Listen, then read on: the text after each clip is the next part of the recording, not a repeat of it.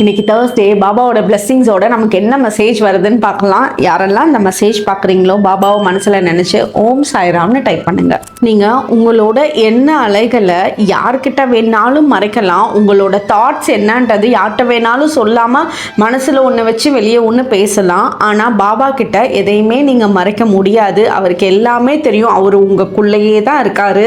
அவர் அதே மாதிரி உங்களை எந்த விதத்துலையும் ஜட்ஜ் பண்ண மாட்டார். நீங்கள் பாபா கிட்ட சில நேரம் வேண்டுறீங்க.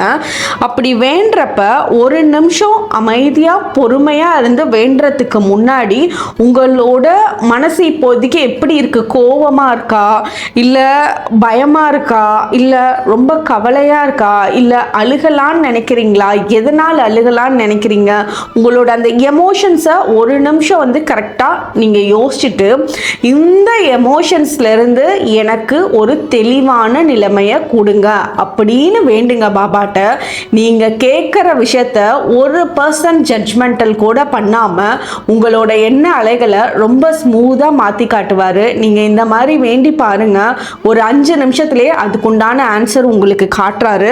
அந்த ஆன்சர் எப்படி நீங்கள் தெரிஞ்சுக்கலாம் அப்படின்னா, உங்களை சுற்றி நீங்கள் ஹாப்பியாக இருக்கப்போ ஒரு சிரிச்ச முகங்களை பார்ப்பீங்க. அது ஃபோட்டோலையோ டிவிலையோ நேர்லையோ எங்கே வேணாலும் ஒரு ஸ்மைலிங் ஃபேஸை நீங்கள் பார்ப்பீங்க.